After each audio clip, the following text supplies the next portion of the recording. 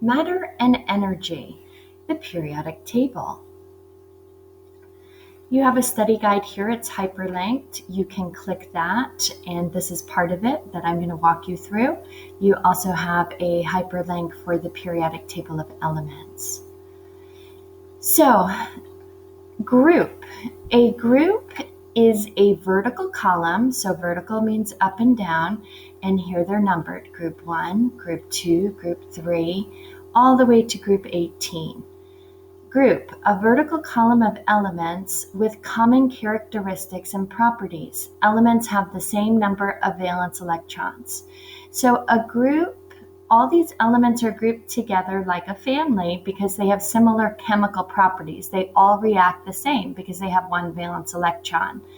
If we're in group 2, same thing. All these elements are grouped together like a family because they have similar properties like chemical reactivity. They have 2 valence electrons. Remember, all atoms want to have 8 valence electrons in their outer shell. So if they don't have 8, they're going to react to get 8.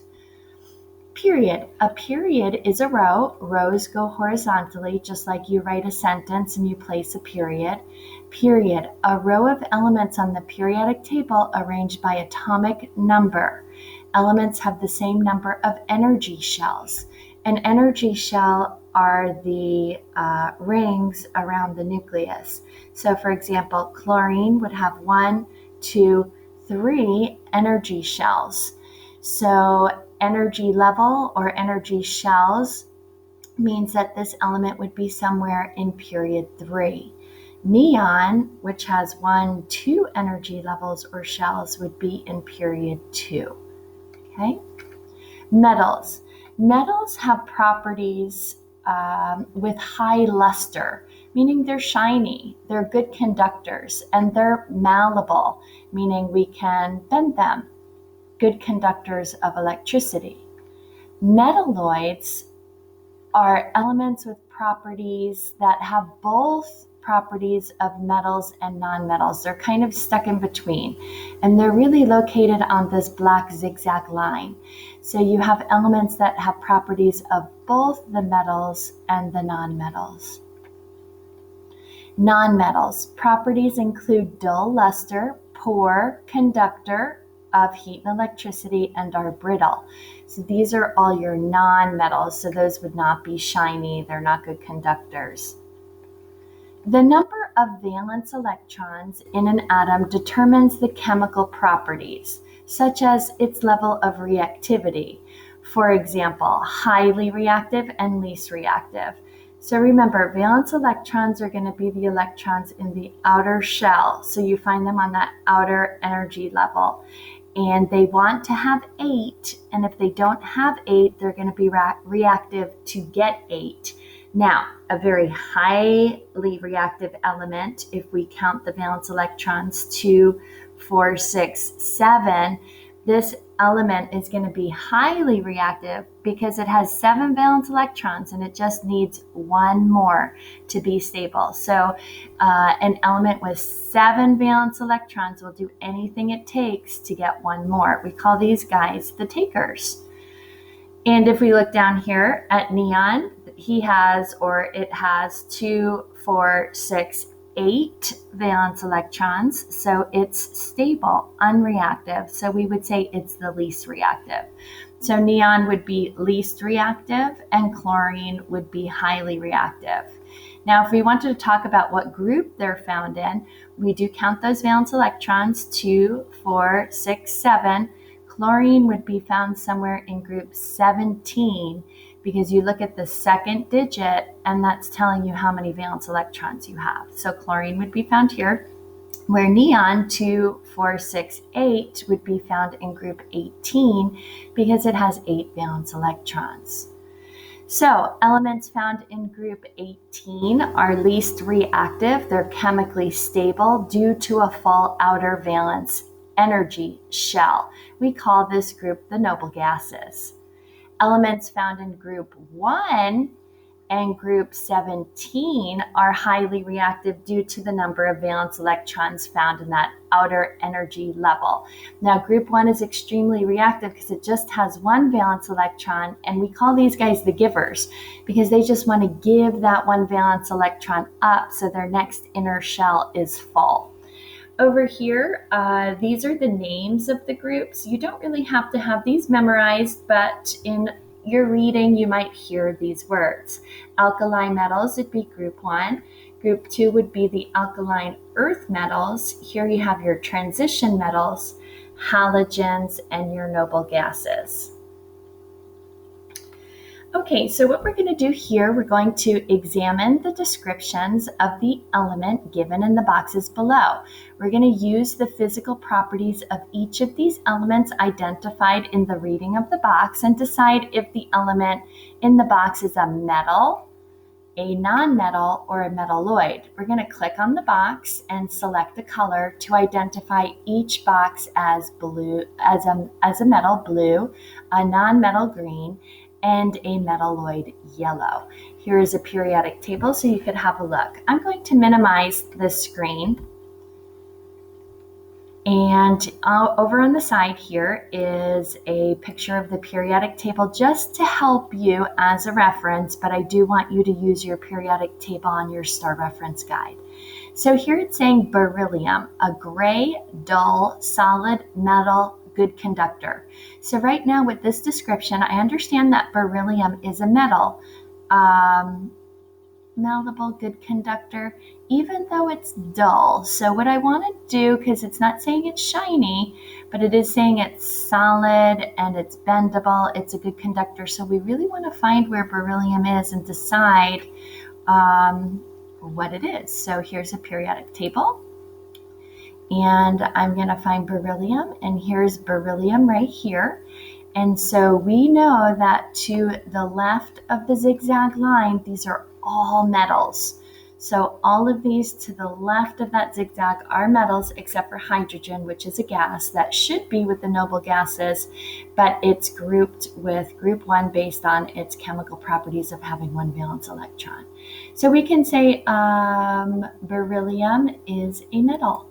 So I'm going to go up here to my tool, and I do believe I have to click the box first in order to get that little paint tool, and we're going to fill that in with blue.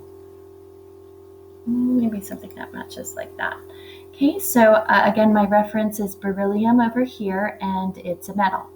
So let's do another one. Boron, brownish black, solid, brittle, good conductor. So to me, boron sounds like a non-metal. So I'm going to look for something over here on my periodic table, and I'm looking for boron. So here is boron. Boron is on that zigzag line. So elements that are on the zigzag line or adjacent on the zigzag line, we call metalloids, and they have properties of both the metals and the non-metals. So boron would be a metalloid. Now, remember, aluminum is an exception. It is not a metalloid, even though it's adjacent on that zigzag. Aluminum, like tinfoil, is a metal. So let's see what color we need to color those metalloids. So here we need to color the metalloids, let's see, yellow. So I'm going to click on boron, and I'm going to go up to my tool and put yellow. And it kind of is matching my picture here of being orange. Okay, and now let's try cobalt. Cobalt is grayish, shiny, solid, somewhat malleable, so we can somewhat bend it. It's magnetic, and it's a good conductor. So cobalt sounds like a metal, so it should be somewhere in the blue, but I'm going to go to my periodic table just to make sure where it's located. Okay, so I'm looking for cobalt. And here is cobalt. So again, here's your zigzag line. Anything to the left of the zigzag line is going to be a metal. Okay, so I'm going to go back up here, and my metals are blue. So I'm going to click on cobalt, and I'm going to color it blue. Okay, now I do want to do one non-metal with you. So let's do this right here. So it says fluorine, greenish gas, poor conductor. So I right away understand it's a non-metal, so it has to be over here. I'm going to look for fluorine, and here is fluorine. Anything to the right of that zigzag line is a non-metal. Okay, so nonmetals are not good conductors of heat and electricity. They're brittle and they're not malleable. So I'm going to go to my lesson, click on the box, and we want to color that green. Okay, all right, so you'll finish the rest of those boxes. Let's go to our next activity. Here, what we're going to do is read each question below. We'll use the periodic table to identify the most accurate response. So what I'm going to do is read this and then pull up my periodic table. It says elements in group 1 are highly reactive.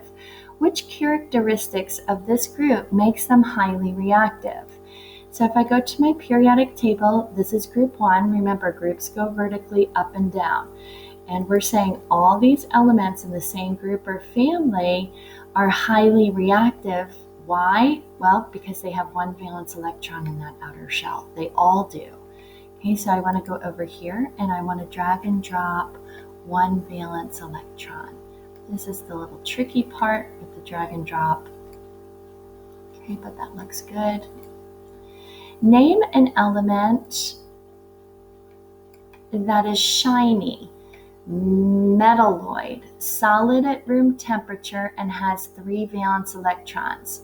So if it's telling me it's a metalloid, I know it's on that zigzag line, okay, and it has 3 valence electrons. So I'm going to look for the group.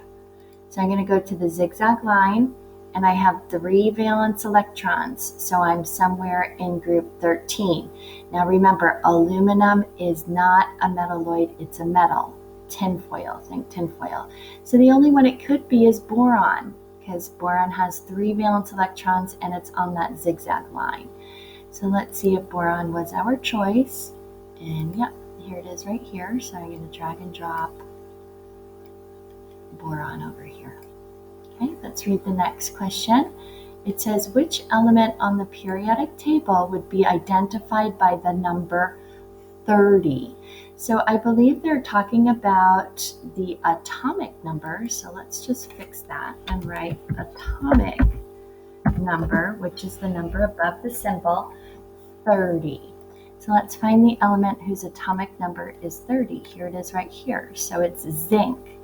Let's see if zinc was our choice, and here it is. Noble gases are a group of elements which are least reactive. What characteristic makes this group least reactive? So I'm going to go to my noble gases. They're all in group 18, so all these elements are stable. They're least reactive because they have 8 valence electrons in that outer shell. Their outer shell is full. So I'm going to bring over the description of 8 valence electrons. Okay, elements in group 17 are highly reactive. Which characteristics of this group make them highly reactive? So all these elements in group 17 are highly reactive because they only need one more valence electron to have 8, to have a full shell. So we call these guys the takers. So what makes them reactive? We're going to say that they have 7 valence electrons. Okay, which element on the periodic table would be identified by the atomic number 15? So let's put atomic there. So let's go to the periodic table and find that. Notice how the atomic number is listed in order, so I don't have to look so hard. So that's phosphorus. And is phosphorus a choice? It sure is. Where would you find an element on the periodic table with similar properties to argon? Now, when we talk about similar properties, we're talking about similar chemical properties. So let's find argon and see who else is in the same group as argon. Okay, so argon. Here's argon. So, and all these elements have similar chemical properties to argon. They're all stable. They have 8 valence electrons. So if I pick any noble gas, so do I have any noble gases here? Radon, let's see if radon is one of our choices here. Argon, it is not. So let's see, let's reread that. Which element on the periodic table would be identified? We did that one. Where would you find an element on the periodic table with similar properties to argon? Well, we'd find them in group 18. So again, group 18, you would have similar properties to argon. So group 18 was our choice. Which property of elements is more similar, carbon and neon or carbon and silicon? So you want to find where carbon is on the periodic table and find what element is in the same group as carbon. Okay, and here's carbon, and you see it's in group 14, and silicon is in the same group, so it's going to have similar properties, similar chemical properties. So let's say carbon and silicon. Okay, what element on the periodic table has similar properties to krypton, but a greater mass? So again, I'm going to find krypton and see what element has a greater mass than krypton. So here's krypton, it's a noble gas in group 18. Argon is also found there, so it would have a smaller mass than krypton. What element on the periodic table has similar properties to krypton but a greater mass? And it's going to have a smaller mass than krypton because argon has an atomic mass of, atomic mass, yes, of 40, and krypton has an atomic mass of 84. So let's reword that. What element on the periodic table has similar properties to krypton but a smaller?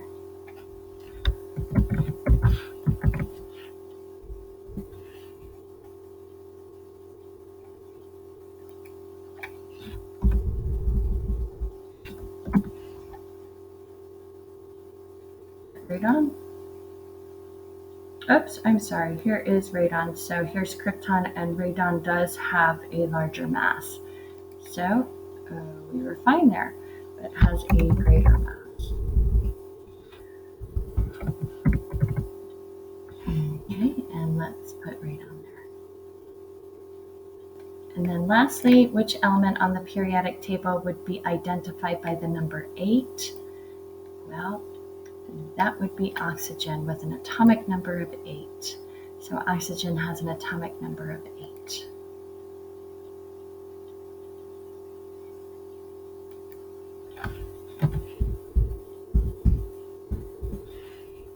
Okay, going down here. Now I'm just going to do a few of these with you for time, but now you have a scavenger hunt. So you're going to use the periodic table and clue over here to determine what element you need to find. Then we're going to drag and drop the element into the right side of the table. So you do have a periodic table linked. It says, I have properties similar to metals and have an atomic number of 23. So going to the periodic table, I'm finding the atomic number 23. Remember, if you don't remember these terms, atomic number or atomic mass, they're always written here in the key.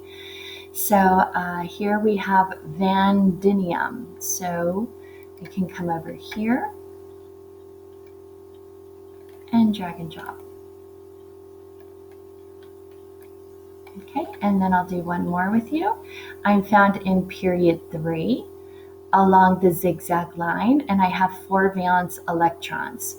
So periods, remember, go across horizontally, because remember, you write a sentence and you place a period. So in period 3, I'm on the zigzag line, and how many valence electrons did it say? Let's go back. 4 valence electrons. So 4 valence electrons means I'm in group 14 because I'm looking at the second digit.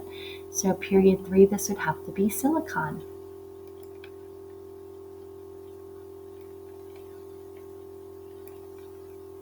Okay, and you're just going to do the same for the rest. So a nonmetal located in period 2, group 15.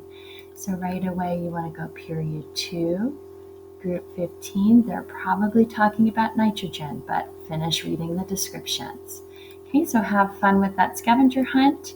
The scavenger hunt will continue on to the next slide, and then we're going to finish with a STAAR test question. So let me put this in present mode so we can see. And here what we're going to do is it says each student selected one chemical element from each of the 4 groups in the periodic table and then classified each element as a metal, a nonmetal, and a metalloid. Which table was completed correctly? So what you want to do is you want to go through each of these and see until you make a mistake is made, and then go to the next one. So kind of let's do that together. So first it's telling us group 13, the symbol is B and it's a metalloid. So let me exit out. And I'm looking at group 13, symbol B, and it's a metalloid. Group 13, B, and it's a metalloid. Yeah, that sounds right because boron is a metalloid. It's on the zigzag. It is in group 13. Okay, so that sounds good so far. What about group 15, nitrogen being a metal? Okay, so group 15, nitrogen. Nitrogen is not a metal because it's grouped over here with the nonmetals. So that's telling me that this table is incorrect. So now I'm going to go over to B. And let's try this one. Group 17, the symbol is I, and it's a nonmetal. Group 17, the symbol is an I, and it's a nonmetal. Yes, these are all nonmetals to the right of the zigzag. So that holds truth. Let's go to group 2, Ca, and it's a metal. Group 2, Ca, and it is a metal. So remember, all to the left are considered metals. So this is looking pretty good. And now we're going to go into group 1, Rb, and it's a metal. Group 1, Rb, and yes, it's a metal because again, it is to the left of that zigzag line. And then lastly, group 15, As, metalloid. Group 15, As, and yes, it's a metalloid because it is on that zigzag line. Remember, the 2 that are adjacent on the zigzag are going to be your metalloids. So our correct answer here is B, and you would just drag and drop your answer. I hope you enjoyed your lesson today in chemistry.